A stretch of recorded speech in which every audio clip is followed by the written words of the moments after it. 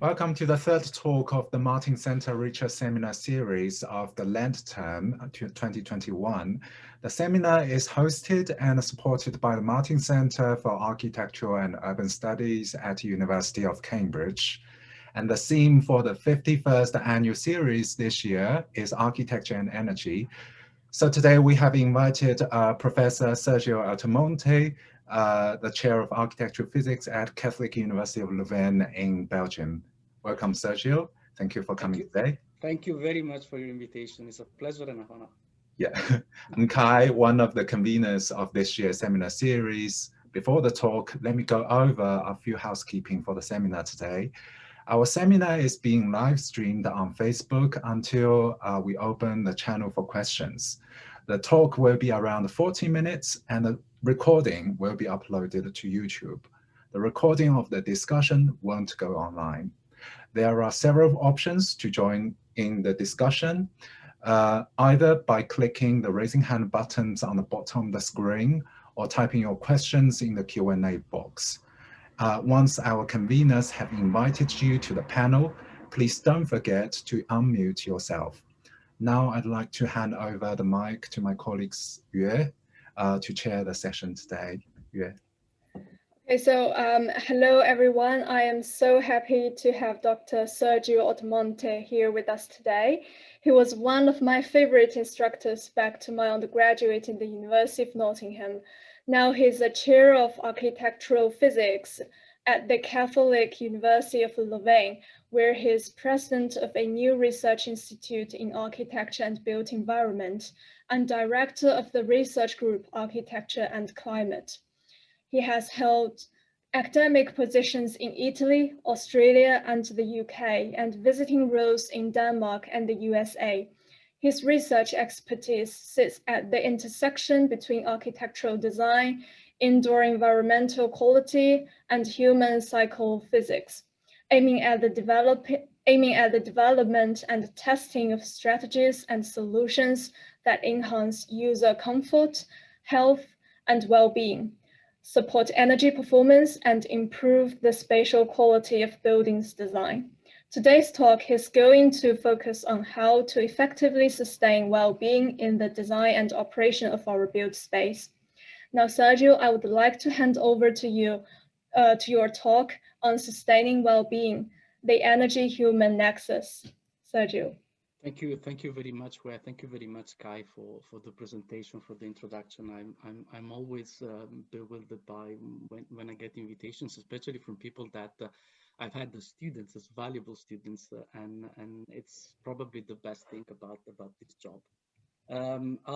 As Kai said, I'll try to sort of give you an overview of many years of research and interest, this idea about well-being, energy, comfort, and how we have to reconcile a bit the different priorities in the way in which we design and operate a built environment has been a bit of thread of my academic and research career, and I hope it will be also one of the leitmotif, as Hue said, of a new research institute that we are putting in place at the moment at the University of Leuven in Belgium. I'll talk about 40 minutes. Please do not hesitate to interrupt me. I'll ask Kai and Hue. I had fun, so I'm like sort of somebody responding to a quiz. I'm hearing you. So at any time that there is something that you want to ask me or interrupt me, something is not clear, please do not hesitate to do so. Okay. So I hope you see properly my presentation. I'll also try to have a spotlight. Okay, there we are. So today I want to talk about this idea of well-being. Well-being is now almost omnipresent in the article in the general press. Well-being, especially in the last year, that has been so tough in terms of the preservation of a personal well-being, is very much at the sort of central in the central agenda of most of the things that characterize a built environment. But on the other end, obviously, we're coming from a tradition also of the design and operation of the built environment that is very much focused on how we treat the built environment from an energy perspective and also the comfort that the environment can provide us. So the image that I wanted to use for introducing a bit the spirit of my talk is an image that I took, I think, about 15 years ago. This is the city of Montreal in Canada. And it's an image that I particularly like because it really sort of presents two sides of the medal. On the one hand, you can see the skyline of the city, which is very sort of sharp and properly focused, a very deterministic, let's say, approach. And on the other, you have some very blurred confines, something which is starting to be undefined, something that's starting to be less clear, we could say. And very often I use this image as a sort of a metaphor of what is designing with energy in mind on the one hand, so the results of a very mathematic, we can say, formalization of process and mechanism, and on the other, discussing about the well-being of people, so the dynamic responses to a number of different environmental stimuli. What is the research hypothesis that I'm putting forward in order to shape this talk today? Well, the hypothesis is that there could be, and we'll try to see if we can manage to find an answer throughout this 4 minutes talk, there could be some large, maybe less large, but substantial, let's say, discrepancies between the requirements for the energy efficiency of buildings. What are the conditions that the people demand in order to perform their activities, so comfort?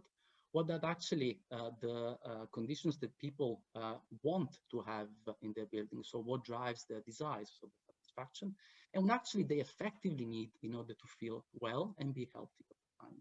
So essentially what we're trying to say today is if those different priorities that we can put forward in the design and operation of a built environment, energy, comfort, satisfaction, and well-being, correspond and converge, or rather there are situations in which the conditions that we want to provide may need to prioritize between one or the other.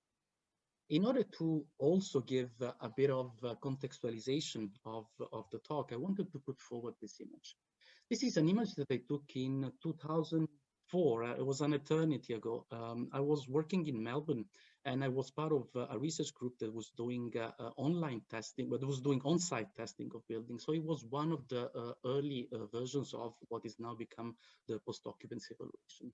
I was assessing the visual environment for this building occupant who had an east-facing office and was working on his visual task on his VRT screen.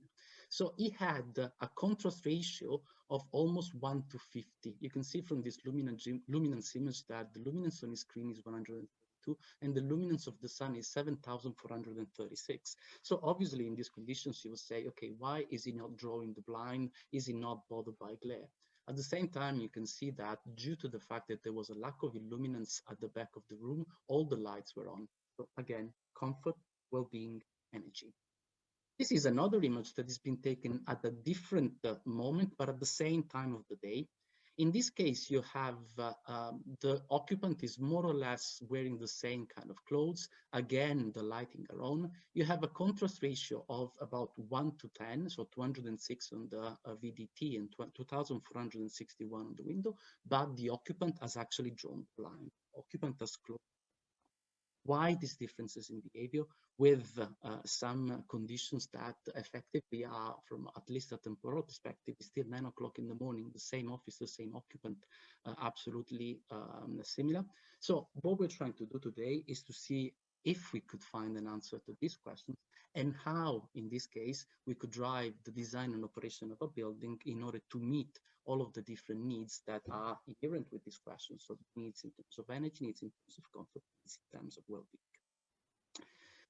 What is the starting point? The starting point is that, well, I'm an architect by training. So for me, the reason why all of these aspects are particularly important is because, of course, the energy performance of building is fundamental to guarantee the sustainability of a built environment, and the comfort and well-being of people is important. But on the other end, I'm very much thrilled by the beauty of architecture and what architecture and the design of spaces can actually mean in terms of the configuration of a built environment. I wanted to refer here to a sentence that I read a number of years ago, in which it was said that architecture is obviously to provide order and meaning, but also to move beyond merely the construction of shelter.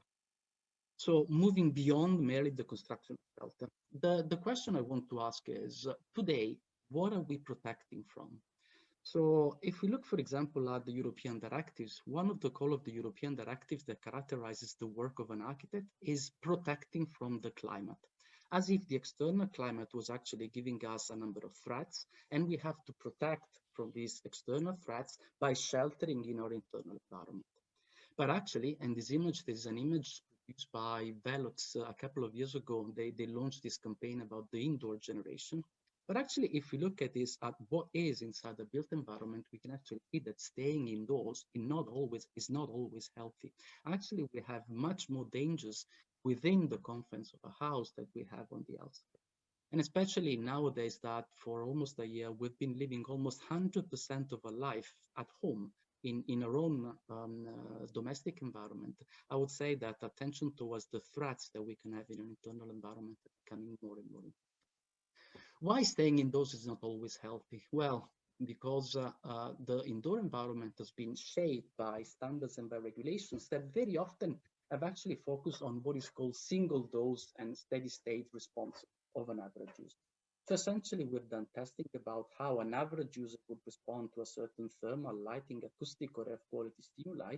And based on that response, or the average response of a large population, we have a range of standards in order to design a built environment.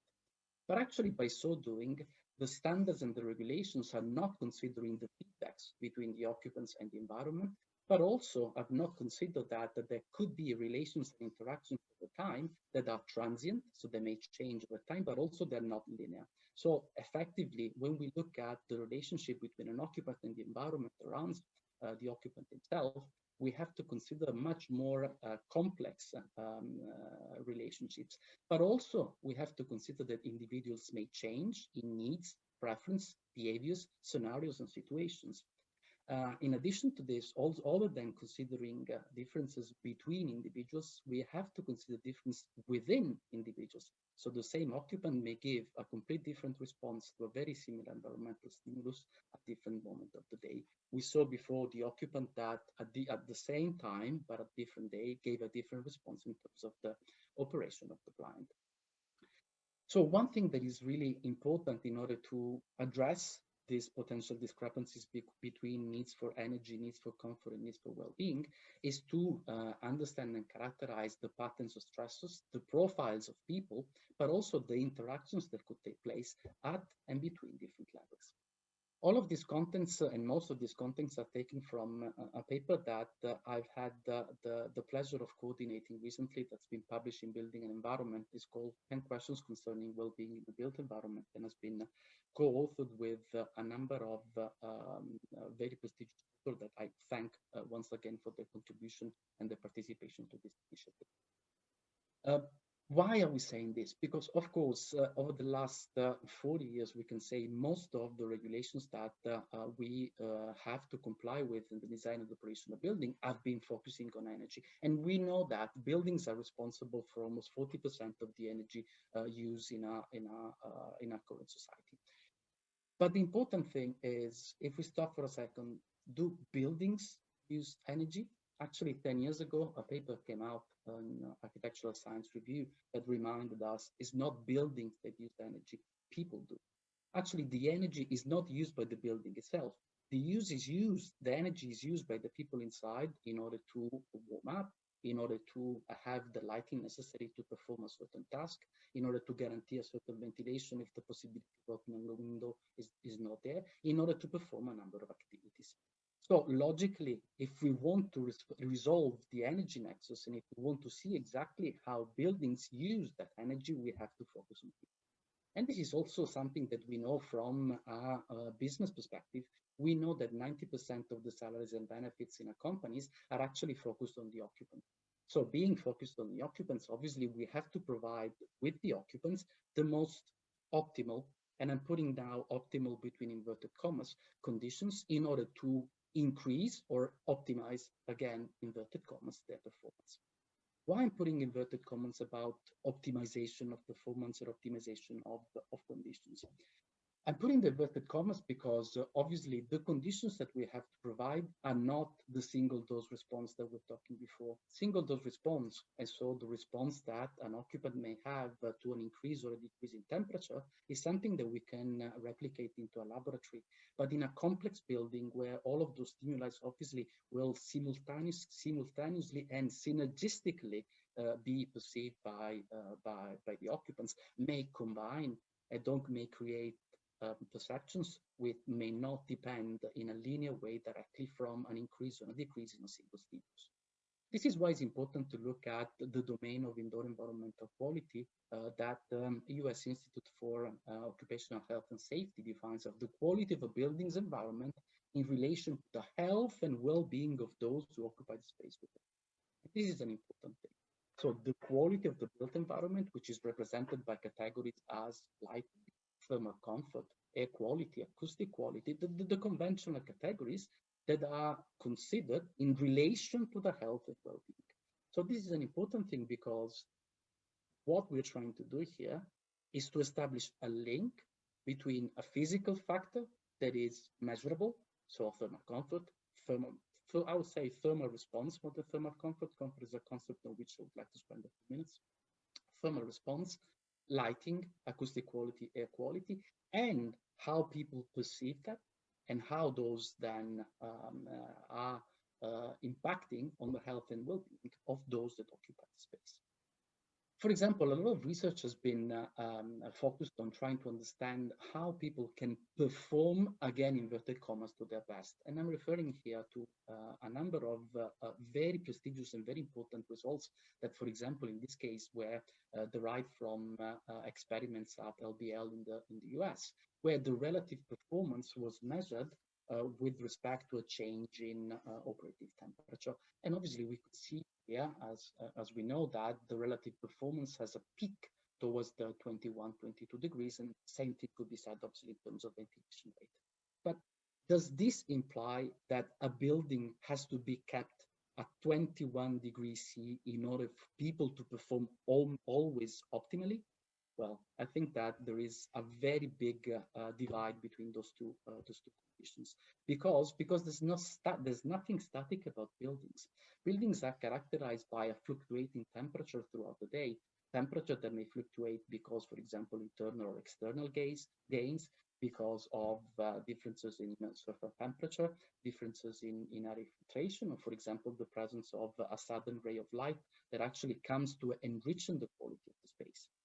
So all of this variety has somehow to be celebrated, and we do not probably have to consider that we have to fight this dynamic behavior in order to provide the optimal condition for performing. But why is that? Because if there is nothing static about buildings, there are also nothing static about humans. In here, you have on the x-axis 2 cycles, so from 6 a.m. Of one day to 6 a.m. of the following day, and then you have a number of indicators of metabolic well-being, so indicators of some of the parameters that can be used in order to measure the way in which our organism responds to external stimuli. For example, in here, you have a curve that represents the production of cortisol. Cortisol is the stress hormone, so it's the hormone that actually is produced when we are active. Melatonin is on the other end, the hormone that we produce in order to induce our body to get onto sleep. So melatonin is an indicator of the sleep wave cycle. We then have an indicator for alertness, and we have an indicator for core body temperature. As we could see, humans are not static beings. Humans actually fluctuate between different states throughout the day. And it's important that the environment that surrounds us is able to provide the stimuli necessary in order to maintain this equilibrium. So looking for a static and very much narrow band of environmental conditions in order to optimize performance seems to be something that is in contradiction with the very nature of the human beings. And actually, we see that in studies. We see that in studies because the adaptive actions that people perform in order to maintain or achieve restore comfort are something that we still are not able to predict. Because, of course, the stochastic models of behavior that are improving are not yet able to comprehensively consider the needs of people. Also because, for example, if you look at the way in which we tend to provide the conditions inside the buildings, as we said before. Most of the buildings, especially if you look, for example, at offices, have been designed based on the idea that we could look for a standard average user, and we could make the building comply with the needs of this standard user. However, we know that the standard average user is an idealization. And actually, as we already mentioned before, we should try to celebrate the inter and intra-individual differences in needs, habits, and preferences that characterize the occupants of a building. This is also so from, let's say, an evolutionary perspective. If we look at our body itself is made of a number of different systems: cardiovascular, digestive, endocrine, muscular, and each one of those has different needs. The way in which those systems are actually combined between each other is something that, from a physiological perspective, we're still trying to better characterize. And is important, of course, then the environment around us is able to somehow support the different needs and variety that the various systems of the human body require. So this is just to give a sort of a general introduction to the talk. So essentially, we have, on the one hand, the conditions of maintaining a certain energy balance within buildings. But then on the other hand, this balance is somehow contradicted by the fact that we may have expectancies and needs of comfort and well-being that vary over time. This means, however, also trying to find a definition of comfort and well-being. What is that we're looking for?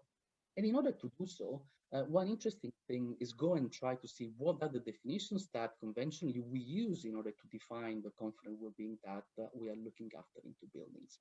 And one of the most known, of course, is the ASHRAE 55 definition of thermal comfort in this case, but we could actually say that it applies to comfort also in the other physical domains. Thermal comfort is the condition of mind that express satisfaction with the thermal environment and is assessed by subjective evaluation. So this is an important point. Thermal comfort is a condition of mind, so something that is very much subjective, but is linked with satisfaction. And this is, I think, something that is pretty clear, and we can keep in mind. Comfort is a perception that is linked with satisfaction with a certain condition. Another definition is given by the CIBSE knowledge series, the comfort publication, where they say that thermal comfort is where there is a broad satisfaction with the environment, and this actually is absolutely in line with the previous definition given by the ASHRAE. People are neither too hot nor too cold. Here I'm starting to have some doubts, because here comfort and satisfaction is associated with a sense of neutrality. Although we see that the body actually has this kind of sinusoidal reaction, the environmental stimuli. So probably we need to be a bit more attentive in here. But then they say also that another way to regard this is the absence of discomfort. And I'm starting to have trouble here. Let's have a look at what they define by discomfort. So when people start to feel uncomfortable, so they are too hot or too cold, so somehow they diverge from neutrality, but are not made unwell by the conditions. So they do not suffer medical symptoms due to discomfort beyond irritability, chills, and shivering.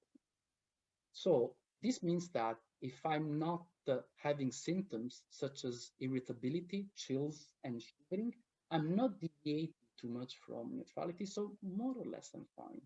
I think that we have to be careful here, because in here, it seems also to say that beyond discomfort is illness.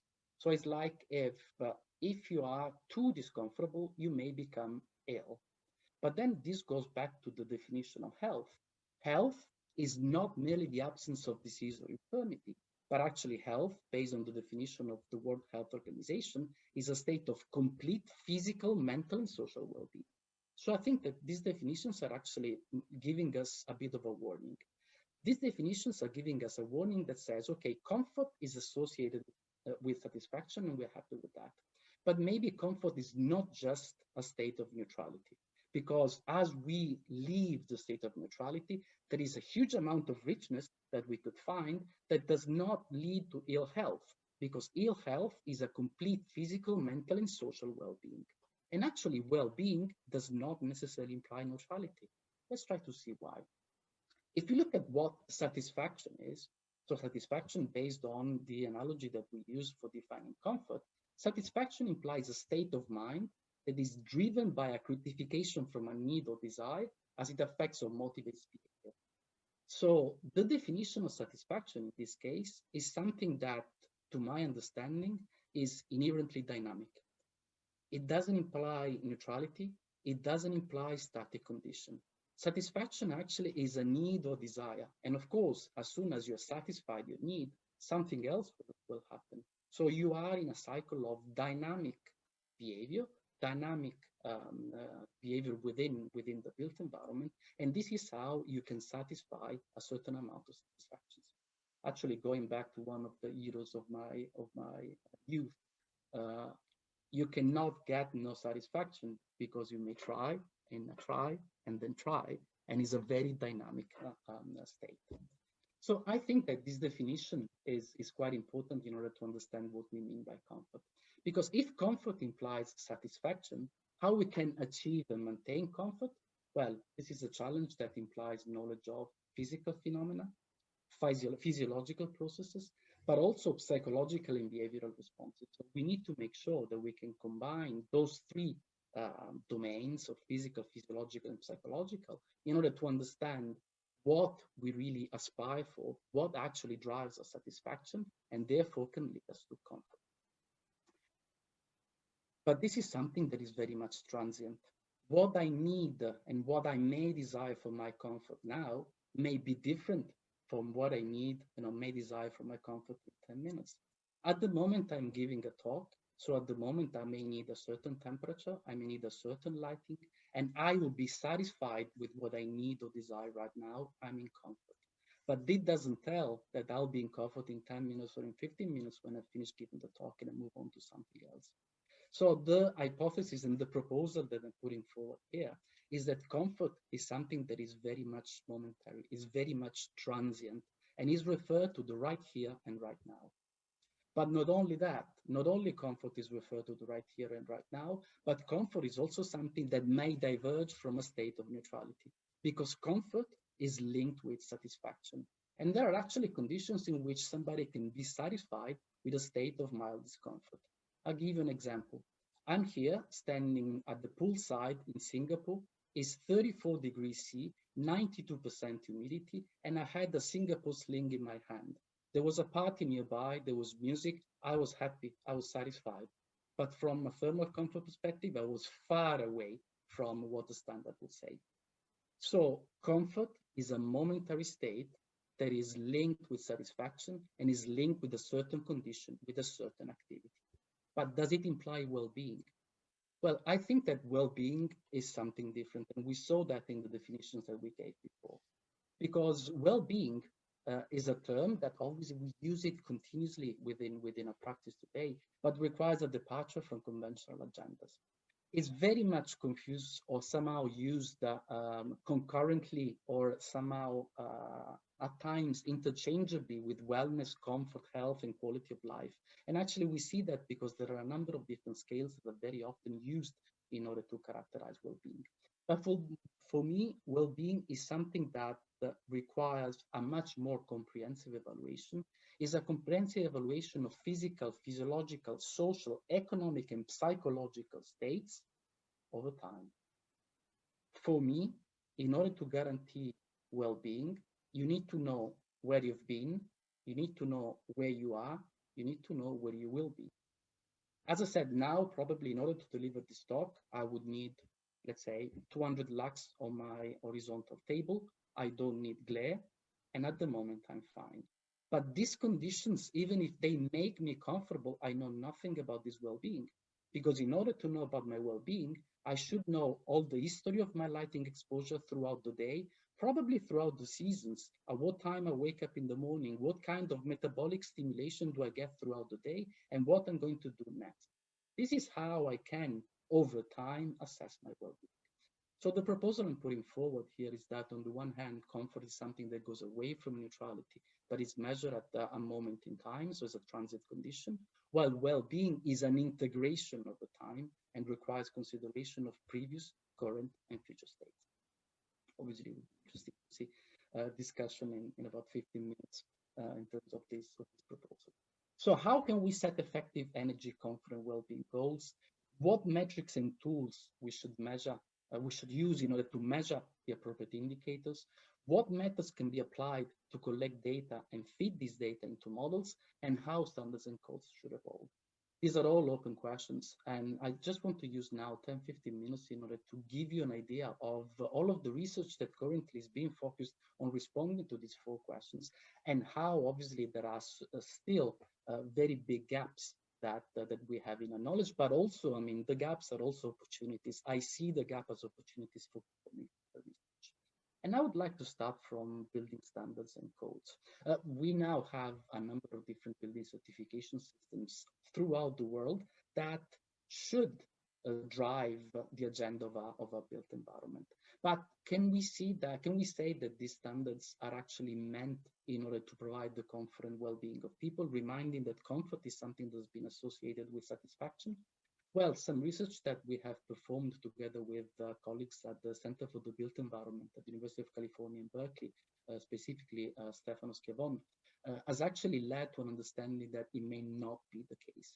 This is an earlier work that Stefano had done with Monica Fronczak at the CBE, in which they had looked at 351 office buildings in order to see whether the conditions provided were perceived as satisfactory for them. And we can see that satisfaction goes down in the categories of visual, air, noise, and temperature, which should be those indoor environmental qualities categories that we as building designers should have control of. The research that we did focused specifically on LEED rated buildings, so buildings that had been rated by the LEED green building certification systems. And the question we ask is whether there was a difference in satisfaction, for example, with the building or with the workspace of people that occupied a LEED rated building versus people that occupied a non-rated building. And we had a very large data set, 21,000 responses. Actually, the results of our research was that difference was not evident. Effectively, difference in satisfaction between occupants on LEED and non-LEED buildings was actually not practically relevant. Some difference could be found in terms of the time people had spent in the building, but this is also something that could be linked to the fact that if you just move into a brand new building, you may have the perception that the building actually works for you. But after a while, obviously, this falling in love with the building starts to fade down. To see also some discrepancies in this behavior. We had done a similar research also in the UK with BREEAM certified office buildings, and actually we could see something very similar. So in this case, a very small sample. So obviously, I mean, I'm always self-critical about the generalization of some finding, but in this case, actually, people were more satisfied in non-BREEAM. Obviously, there's a number of reasons why this would happen. Further research that we had done and that we published was also looking at whether people in certified buildings that had obtained a specific credit in a specific category could actually be more satisfied with the indoor environmental quality criterion linked to that. And actually, we couldn't find that association. So, for example, having achieved a credit in daylight and heat did not correspond to a higher satisfaction. As I said, I mean, nothing against the green certification systems that actually, as I said, drive very much our building industry at the moment. But maybe the criteria that the green building certification system use are focused more on the building rather than the occupant. If we think, for example, that lighting criteria are very much linked, for example, of the horizontal illuminance or climate-based modeling of spatial daylight autonomy, but these have little to do with the visual perception of. So we have to make sure that we measure the same thing. So we measure things that matter also in terms of looking at the perception of people. And in this, there's a lot of further development as standards such as the well-building standard is actually trying to do, focusing more on criteria and indicators that are relevant for people and centered around the people that occupy the building. So let's try to go back to our question: energy, IQ, and well-being. How can we resolve the nexus or the apparent contradictions that we have? And I want to use this image. This image is my fridge. So you open the fridge, you look inside, and the first thing that I see is a notice that says, please read the instruction book before using this appliance. Well, my fridge is very much old-fashioned. It has a knob. with a number between 0 and 6, and that set the temperature, and that's it. So just the fact that somebody that designed the fridge thought that a manual is important in order to operate the fridge maybe means that the fridge has not been redesigned with the occupant in mind. So maybe there is something that we have to think the way in which we design our apparatuses, our buildings, our equipment. But then the other thing is the temperature knob. In this case, is on 1. I keep it generally at 3. And I was thinking, I've been keeping it at 3 for probably the best part of the last 15 years. And it doesn't really matter if I'm putting in beers, meat, cheese, vegetables, is always on 3. And I think that it's very much so in most of the households in Europe and everywhere else. This is what we do in buildings. We set the temperature and we don't really care of what happens inside. We don't really see if there is variety of people, needs, activities. We just think that it will be just fine. We just go straight onto the average, and probably by looking at the average, we're going to make the higher amount of people happy. This is exactly what we do in buildings. In buildings, we try to avoid, as we said before, a condition of irritability, shiver. So we try to avoid discomfort. We try to have comfort in building that sufficiency. And we have this threshold of 80% acceptability. Once we hit the threshold, okay, fine, we're happy. The building is okay. But what about what comes after acceptability? What about pleasure, well-being, delight, anesthesia, sensory space? We have to make sure that we can move up the industry target. We have to make sure that our buildings provide something more than just neutrality and just acceptability. So, for example, a number of research studies are being conducted on personal comfort systems that can effectively go there and provide the stimuli and the dynamic stimuli that are needed where people need them, rather than having a sort of a building level approach. And this also comes with the idea that thermal variability is an important part of our built environment. We have to make sure that we provide a certain dynamism in terms of the exposures that we have. A very interesting paper, for example, was published by Van Marken Lichtenveld and his group a couple of years ago, Healthy Excursion Outside the Thermal Comfort Zone, in which actually they show that exposure to dynamic and drifting temperature is actually very much beneficial for a number of metabolic processes. And the evidence for anesthesia, the work of Richard De, Tom Parkinson, has actually given us that the hedonic sense of pleasure is something that we have to. But this is not new. I'm from Italy, and Romans had known that for centuries. Going from different thermal environments actually can stimulate your well-being, and of course, Bath, at the city of Bath, is one of the great examples of how that could also be translated in very meaningful architecture. Also, from a lighting perspective, dynamic luminous environment is very key, is very important. We know from research of the last 20 years that light doesn't only give us vision. Light is also a very important stimulus in terms of adjusting a metabolic response to our environment.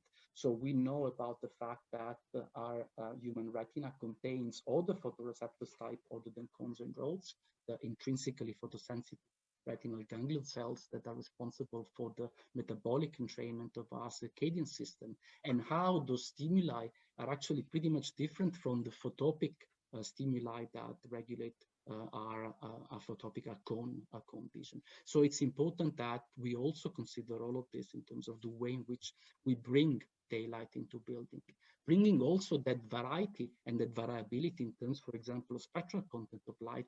That is something that we have inherent in nature.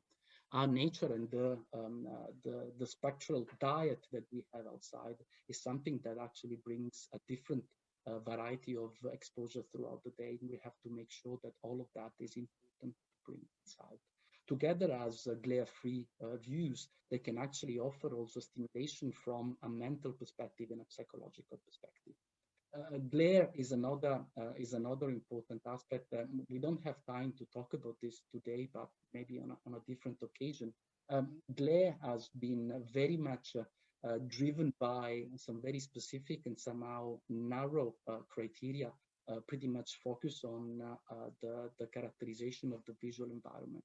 But research, for example, of Clotilde Pierson or Adieu Louvain or Michael Kent in Nottingham have shown that there are many more criteria that should be considered in terms of predicting the response of people from glare. And here we have just a sort of a snapshot of the subject-related factors, of the context-related factors that can be considered from this perspective.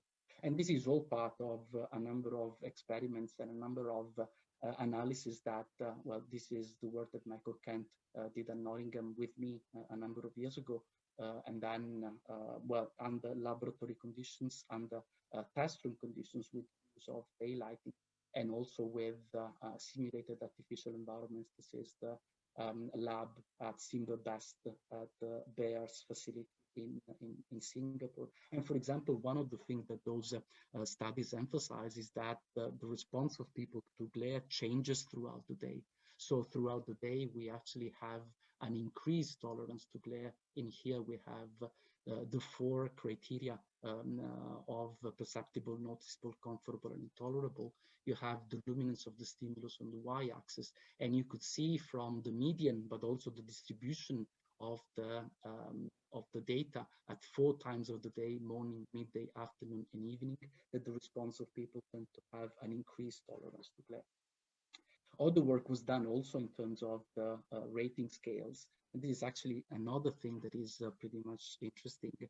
Most of us use this multiple criterion scale, which is the scale given by Hopkinson.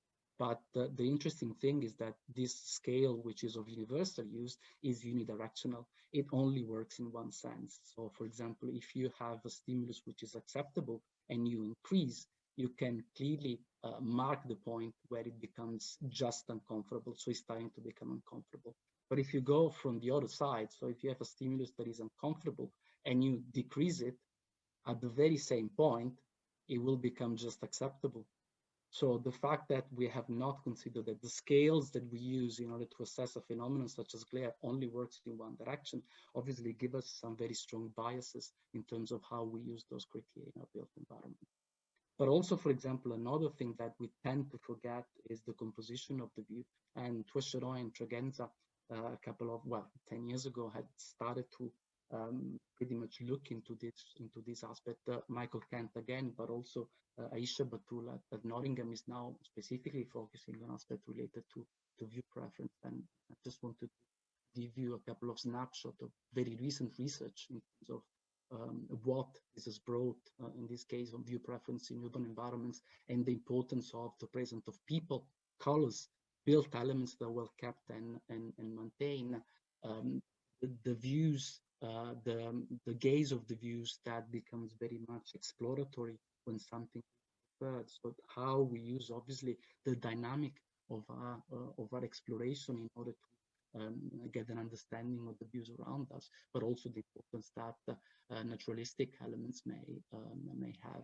And this has become more and more important in the last year, when we've all been locked inside, and when obviously the perception that we could have from an external view has become very much important in terms also of providing us with a social relief, so a way to connect physically and social with the outside, and also the capacity for connection with the external world.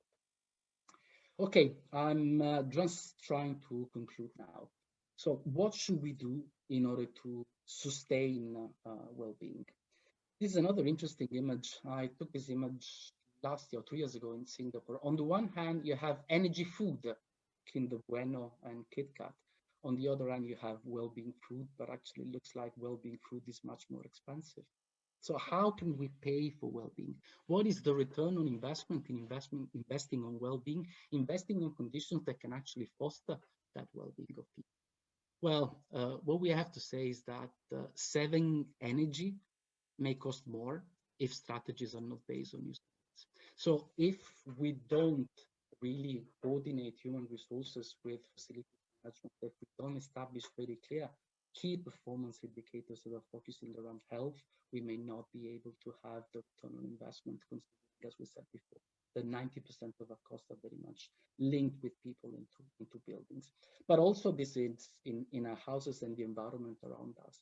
And it's actually very important that now we're more and more talking about healthy buildings and the foundation for healthy buildings. And I'm referring to the work of Joe Allen and his group at the Medical School of Harvard in the US on commercial buildings, but more and more also in terms of our residences that are becoming now a universe and we spend most of our life. Obviously, this all comes with a bit of more awareness in terms of how to monitor our buildings and how actually we can really make sure that we have knowledge of the characteristics of the built environment, but also the need of people inside. Here are the Samba tools of Peel from the University of Sydney and Richard. Of course, we have to make sure also that we combine quantitative and qualitative data. So not only we measure and monitor the buildings, but also we try to better understand what are the needs of people inside. And in this, we have to make sure that we can combine different measuring techniques that are more related to the physical characters of space with something that is more inclined, sort of focus group building and occupant surface. We have to make sure that we can really, in post-occupancy evaluation, reconcile this circle. On the one hand, the IQ, so the sort of hard physical quantitative parameters, the energy performance in terms of the operation of the building, but also the conditions that are required for people to be satisfied. Satisfied, comfort, right here, right now, well-being, something that is more integrated over time. This is something that we have to consider. And in order to provide that, information that can actually be continuously monitoring the condition of people, wearables are becoming a very interesting opportunity. Joe Allen says that your building is more responsible for your health than your doctor. So probably having something that can actually tell us the different states and the spectral diet, I think Marilyn Anderson has used in a recent paper to describe that, is very important in order to get us a clear understanding of the conditions that we experience on a daily life. So what? Winston Churchill said, we shape our buildings and thereafter the buildings shape us. And I think, although this was said in a very different context, I think that this sentence is very much real and relevant today. Humans have evolved in a very dynamic ecosystem, and today 90% of our time is spent inside buildings. We can say 100% in the last year due to the pandemic. So fluctuations of IQ factors drive the behaviors, but it's important that in establishing the conditions of energy, comfort, and satisfaction and health, we do not aim for a narrow range of average conditions, but actually we celebrate the differences within our buildings. Alison Kwok, Gail Brager have said we have to be very far from environmental boredom. We have to avoid the conditions in which our buildings are stable and very much neutral, but actually we have to celebrate the differences and interactions between all of our needs and all of the variety of environmental factors that we can obviously allow inside our buildings. I call this the value of variance from a very sort of mathematical perspective. If buildings are very much centered about the mean average response, for me, we have to value the variance into the conditions that we can expose people to, but also the variance in terms of the conditions that people aspire and desire. So we close with going back to the initial image. The first was the occupant with the blind full on with a 1 to 50 luminance ratio, and the second one was the occupant with the blind down with a 1 to 20. Well, the first one was winter, and the second one was summer. The occupant used to walk to the office, so in winter he would have walked in the dark. So the 9 o'clock sun would be important for him to wake up. In summer, he would have already had all of the necessary stimulation to feel awake, so he could really focus on his task. He didn't need anything else from a visual stimuli in order to feel awake. So in this case, a very much human-based reaction that actually should drive the way in which we design a built environment. So neutrally acceptable environment reduce opportunity for physical, physiological, and psychological stimulation. We have to consider that if we really want to optimize again, inverted commas, the conditions inside the building. Static and uniform IQ conditions, they limit opportunities for dynamic stimulation, so should be handled with care. Dynamic variability may actually benefit cognitive performance, sensory delight, and health. And also we need to keep questioning how to move from minimization of discomfort and risk to the promotion of health and well-being. So the final message is, how to resolve the energy-human nexus? Well, we resolve by knowing that energy savings might be enhanced by wider and much more relaxed ranges of environmental sectors. So does it require a change of paradigm? I don't think so. I think that a change of paradigm and a revolution is sort of putting in question all that we've known so far. I don't think we are there. I think we have to evolve from what we do, keeping the occupant in mind. So the final proposal that I want to sort of put forward is that for years, we've been focusing on measuring indoor environmental qualities. But think about it, indoor environmental qualities are independent of people. You measure temperature and light in the same way if people are inside or not a building. And probably we should focus on indoor environmental qualities that matter to people and that matter to people over time. So one of my proposals is that we should move in order to resolve the energy-human nexus and to sustain well-being from indoor environmental qualities to dynamic indoor exposures. Thank you very much for having me with you today.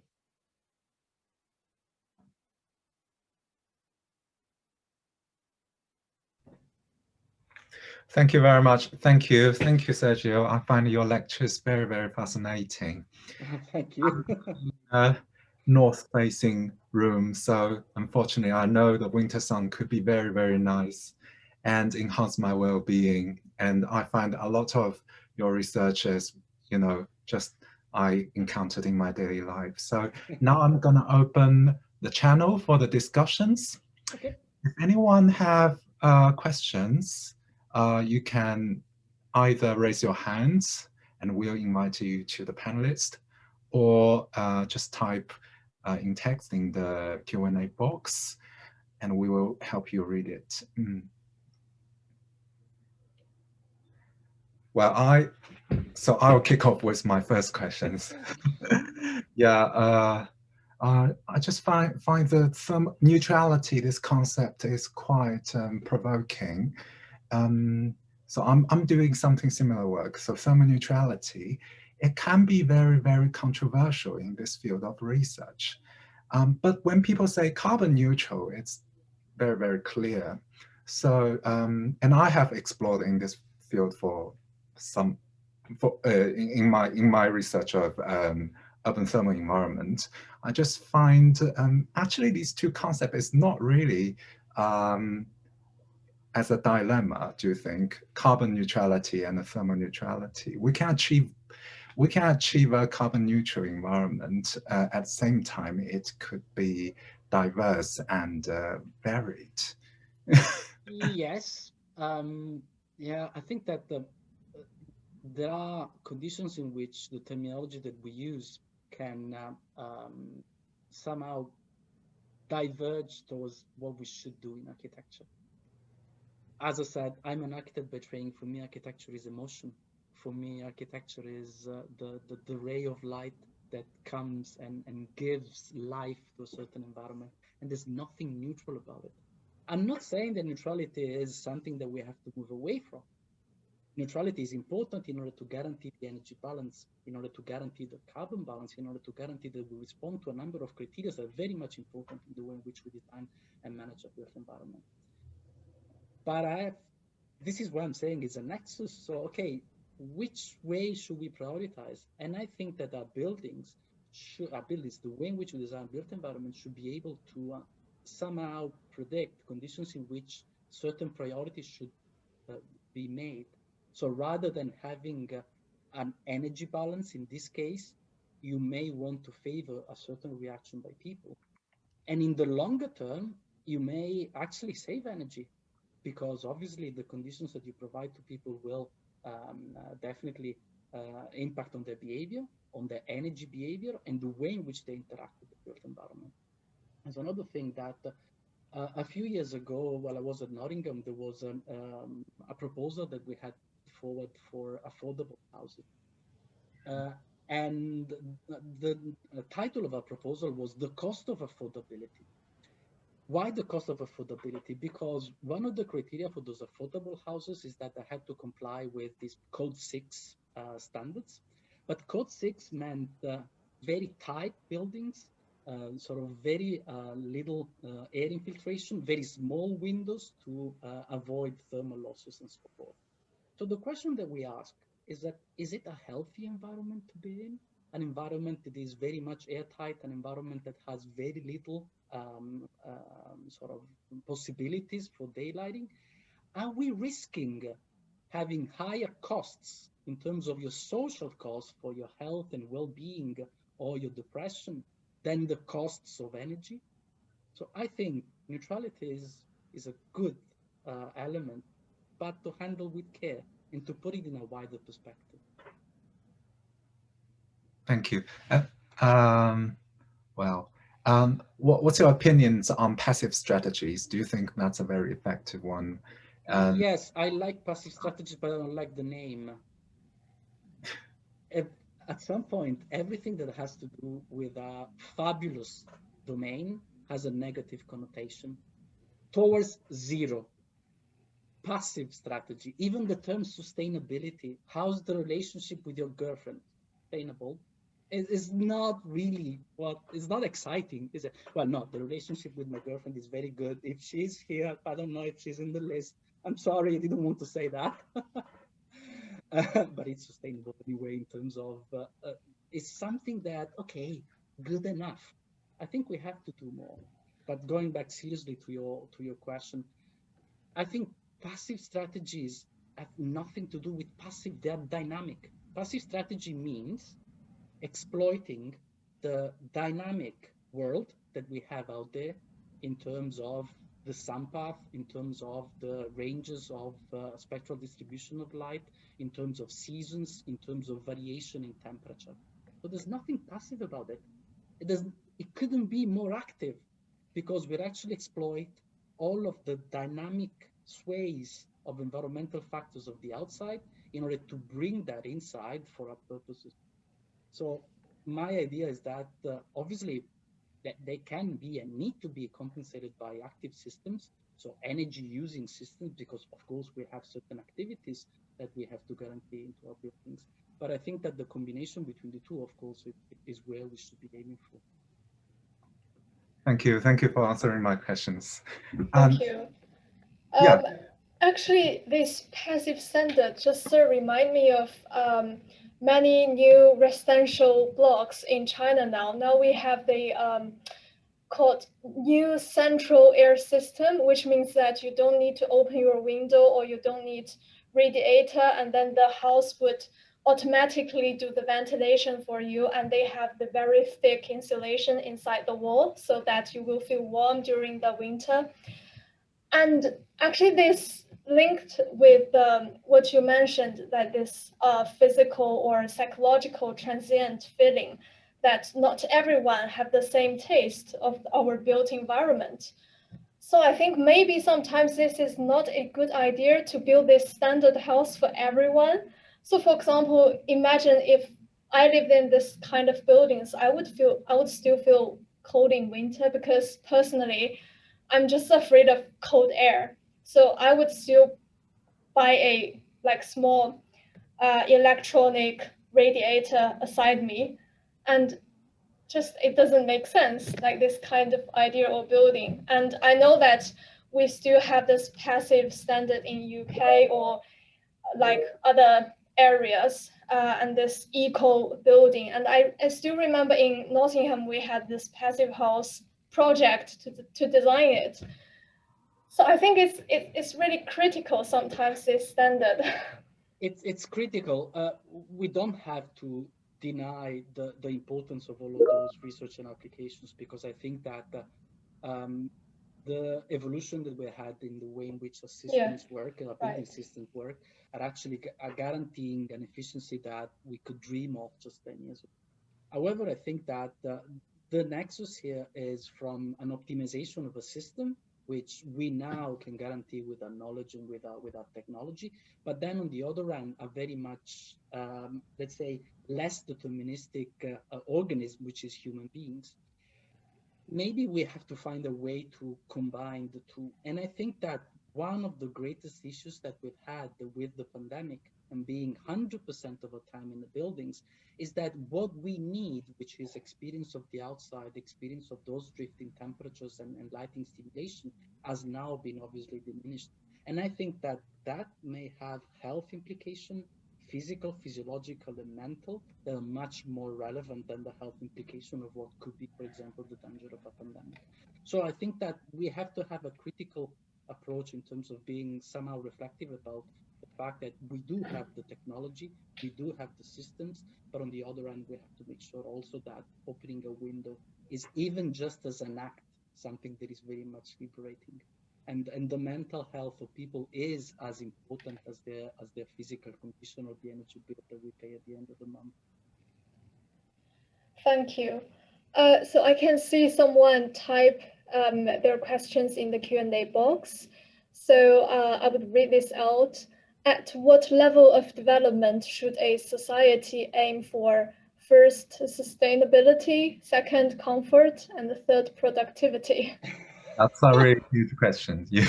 Well, I know it's anonymous, but I need to know. I would like to know the response. I don't know. I think that one of the when one doesn't know, I have to say, I don't know. I think one of the beautiful things is also that society is a very general term. I think that it really depends. Sustainability, what we mean by sustainability is by its own definition something that is much more complex than just the energy. So in sustainability, we have environmental, economic, and social aspect. Within sustainability, at least in its roots, in its origins, where somehow embedded also the aspect of productivity that has to do with an economic aspect, and the aspect of comfort that we could say is a combination of social and environmental. I think that sustainability should be the sort of backbone, should be what we refer to, but also being aware of the fact that if we are not providing comfort to people physically, physiologically, and psychologically, it's very unlikely that we may be able also to progress from a productive point of view, from a progress point of view. So I think that all of those aspects are so much strictly interconnected between one and the other that we cannot really prioritize. But yeah, I would like to have a discussion whenever you want. I see another question popping up by Gabriele. Yeah. Are there studies on the influences of sharpness of dynamic variations in environmental factors? Yeah. Second question, do we need abrupt variations instead of softened variations for it's an interesting question, and again, we will have to contextualize because it really depends on what kind of studies we're looking at. The study I was referring to in terms of healthy excursion of thermal comfort zone actually was detecting a number of interesting metabolic responses in terms of the capacity of secretion of insulin. So in that case, it was a concentration of glucose. So it really depends on the indicators that you're using. So whether you're using indicators related to specific aspects, for example, sugar concentration in your blood, or rather you're looking at well-being from a wider perspective. And also it depends on which kind of environmental stimulus you're looking at. So from the thermal perspective, you have probably softer ranges. But then, for example, from a visual point of view, we know that burst of light, for example, the healthy lights, the one that you have to put out in front of the of in the morning in order to get your physical entrainment, they actually would require a much higher level of illuminance at the eye and of a certain spectral characteristic and intensity. So it really depends on the physical factor that you're looking at. Question mark. We again here are looking at those response. So we're looking at environmental factors and how we respond in terms of well-being indicator. The thing is that in the environment, they're all combined. So they all come synergistically, and they may actually be also antagonistic between each other. So an increase in a stimulus may be compensated by a decrease in another. So again, we have a huge amount of research. There's plenty of research funding in here. So there's opportunities for us to dig deeper. There's so much that we don't know. Thank you for the question. I think I have some similar voices to the answer of these questions, because my PhD research is on the variations, and we don't know. We need to test in the built environment. I found that one of the most differences from our research in built environment from the research in the chamber or in psychology, physiology streams is there are a lot of noise data and environment. Exactly. Any different can happen. And as I said, when I said that from the thermal perspective is easier, I'm not saying because it's easier, but just because our body has a very limited range of core body temperature in which we can survive. So what comes next is hypothermia and hypothermia. So we know that there's a very narrow, about 10, 11 degrees of core body temperature in which we can physically survive. But then obviously one thing is your core body temperature, one thing is the temperature that you're exposed to, because it also depends on the layering of your clothing and what parts of your body are being more subjected to the changes in temperatures. So Gabriel, I know a lot of research. Gabriel is from my research group, so I can tell you a lot of research that we still need to do from that perspective. Thank you. Okay, so I think the time's up.